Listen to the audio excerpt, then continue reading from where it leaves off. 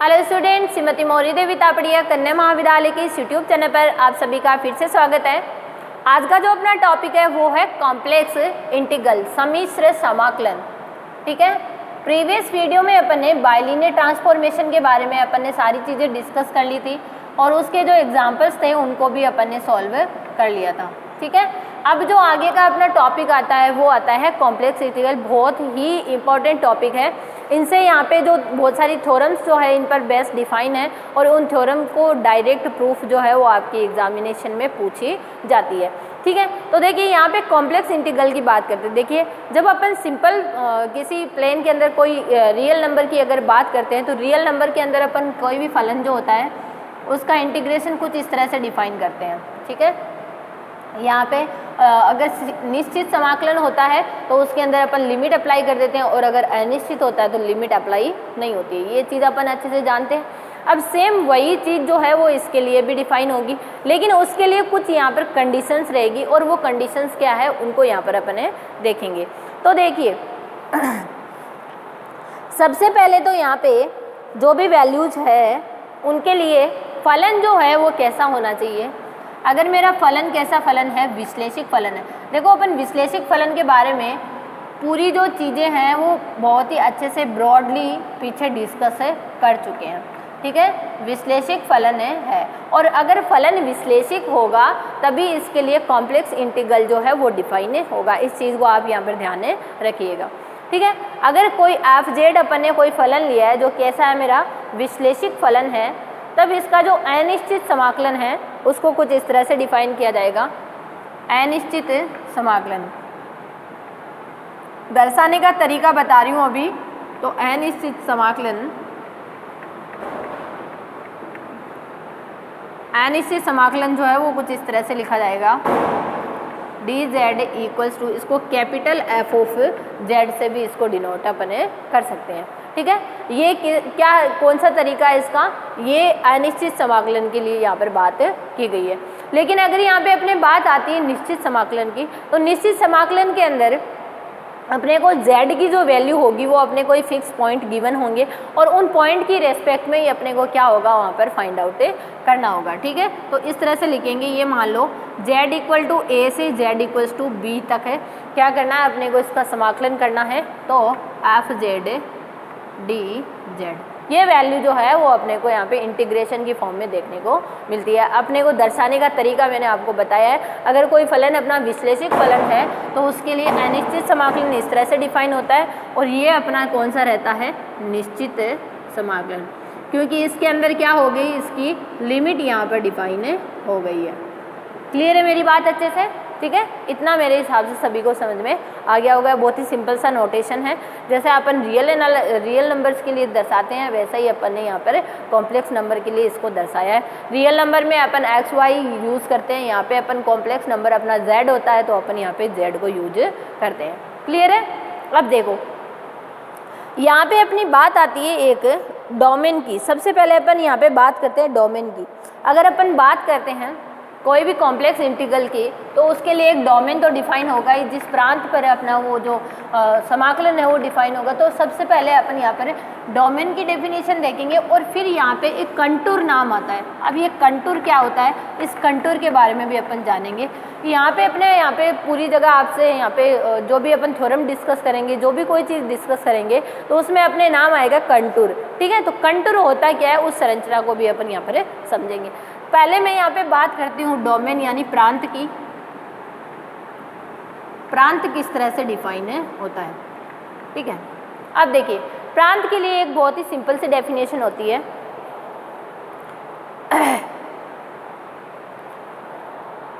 कोई भी जो यहाँ पे अपने बात की जाए निश्चित समाकलन की या अनिश्चित समाकलन, देखो समाकलन क्या होता है, बहुत ही जो छोटी छोटी वस्तुएं होती है या छोटे छोटे कोई भी अपना कलेक्शन उठाते हैं उन सब का क्या होता है, योग होता है। योग के रूप में अपन क्या करते हैं, समाकलन को दर्शाते हैं।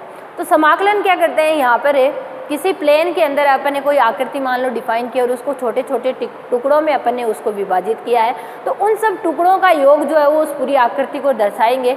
तो वो क्या होगा अपना, उसके समाकलन अपन उसको यहाँ पर बोल सकेंगे कि वो उसका चाप का क्या है, समाकलित रूप है। मान लो इस तरह से मेरा कोई यहाँ पे मान लो ये ऑर्गन प्लेन है, यहाँ पे एक्स है, यहाँ वाई है, ठीक है। ऑर्गन प्लेन तो आप सभी जानते हो, प्रत्येक कॉम्प्लेक्स नंबर के लिए कॉम्प्लेक्स नंबर जिस प्लेन में दर्शाया जाता है उसको ऑर्गन प्लेन अपन बोलते हैं, क्योंकि जो भी अपना कॉम्प्लेक्स नंबर होता है वो कैसा होता है, 2 डायमेंशनल होता है, ठीक है। उसकी 2 डायमेंशन होती है, एक एक्स और एक वाई, एक उसकी वास्तविक एक्स और एक उसकी आभासी एक्स, ठीक है। तो देखिए मान लेते हैं इसके अंदर बहुत सारी जो चाप हैं, ठीक है, इस तरह से अलग अलग वो वैल्यूज डिफाइन कर रखी है अपन ने, ठीक है।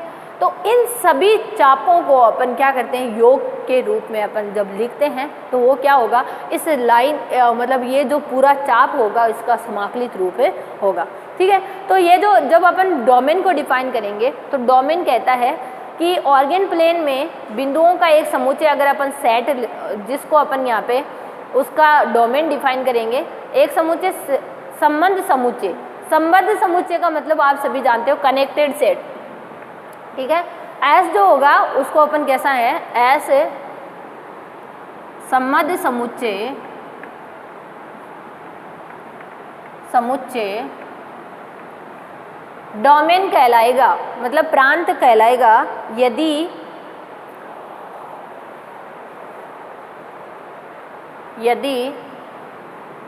प्रांत कहलाएगा। बहुत ही सिंपल सी डेफिनेशन है, मैं पहले उसकी डेफिनेशन की लैंग्वेज को लिख देती हूँ। कहलाएगा यदि प्रांत के दो बिंदुओं को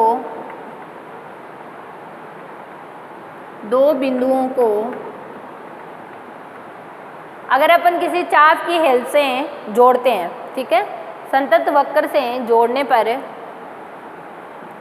संतत वक्र से जोड़ने पर उस पर स्थित सभी बिंदु एस के हो तो वो क्या कहलाएगा, डोमेन कहलाएगा। देखो मान लिया अपना ये कोई सेट है, ठीक है, कोई अपना कनेक्टेड सेट अपन ने उठाया है, संबंध समुच्चय अपन ने उठाया है, कनेक्टेड सेट अपन ने उठाया है, और उसके कोई भी 2 पॉइंट अपन ने उठा लिए और उन दोनों पॉइंट को अपन ने, ये मान लो ए पॉइंट है, ये मान लो बी पॉइंट है, और उनको अपन ने किसी एक कर्व से अपन ने आपस में उसको जोड़ दिया है। तो ये कह रहा है कि उस कर्व पर स्थित जितने भी सारे बिंदु होंगे, ठीक है, वो सभी बिंदु किसके सदस्य होंगे, एस के सदस्य होंगे, तब तो ये क्या कहलाएगा, अपना यहाँ पे डोमेन कहलाएगा। और अगर एस के सदस्य नहीं होंगे सारे बिंदु तो ये क्या नहीं कहलाएगा, डोमेन नहीं कहलाएगा। क्लियर है मेरी बात अच्छे से। तो ये अपनी डोमेन की बहुत ही सिंपल सी डेफिनेशन रहती है। अब अपन बात करते हैं यहाँ पे कंटूर की। कंटूर की बहुत ही सिंपल सी डेफिनेशन होती है, जैसे मैंने आपको यहाँ पे इस संतत वक्र के लिए बात की है, वो भी क्या होती है, उसी की यहाँ पे बात करती है। कंटूर जो होती है वो कुछ इसी तरह की संरचना होती है, ठीक है। कंटूर,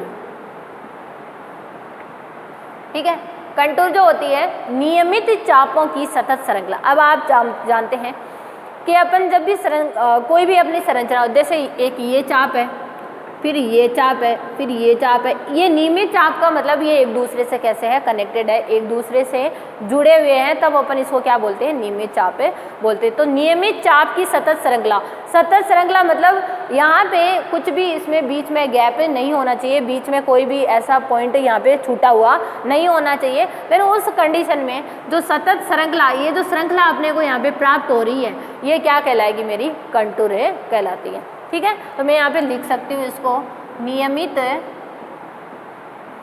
चापों की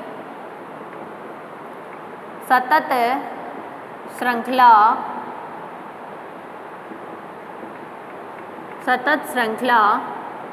कंटूर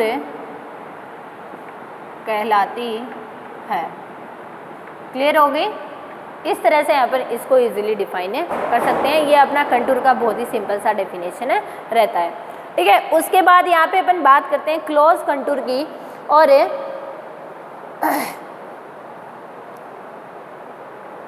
क्लोज कंटूर क्या होता है, संवृत कंटूर, ठीक है।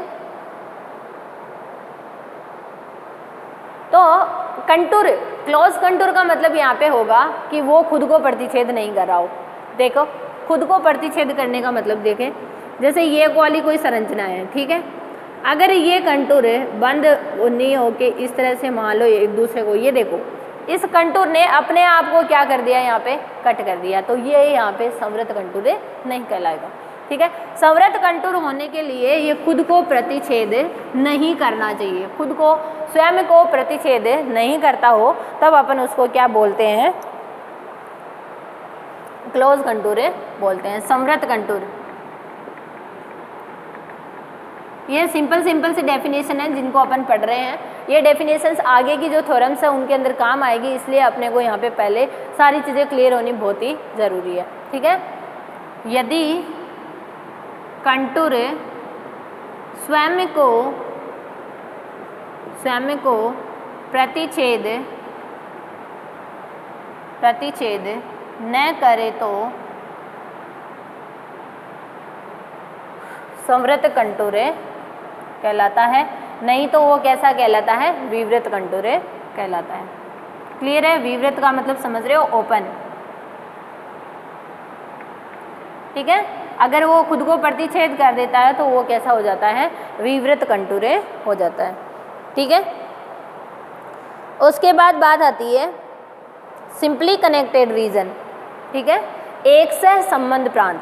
अब इसको भी आप समझिए, ये भी आपकी बहुत जगह यूज आएगी, यूज आने वाली डेफिनेशन है, एक सह संबंध प्रांत। देखिए ये क्या होता है, नाम इसका बहुत ही अजीब सा है, सिंपली कनेक्टेड डोमेन या रीजन, एक सह संबंध प्रांत। अब ये क्या होता है इसको भी अपन देखेंगे। तो एक सह संबंध प्रांत होता है, ये कह रहा है कि ऐसा प्रांत, ठीक है, ऐसा प्रांत है जो खुद से बिना बाहर निकले ही किसी एक बिंदु पर संकुचित होता हुआ प्रतीत होता है। ठीक है, ये कह रहा है कि अगर कोई डी जो है, ठीक है, किसी एक बिंदु पर प्रांत डी बिना बाहर निकले किसी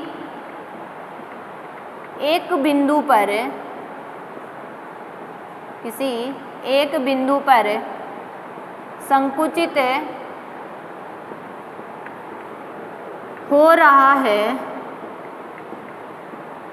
रहा है तो वो क्या कहलाएगा, एक सह संबंध प्रांत कहलाता है। ठीक है, उसको अगर वो किसी एक पर्टिकुलर पॉइंट पर उसको क्या किया जा सके, संकुचित का मतलब उसको इकट्ठा करके एक जगह पे उसको पॉइंट का रूप दिया जा सके। ठीक है, संकुचित हो रहा है तो वह एक सह संबंध प्रांत कहलाएगा,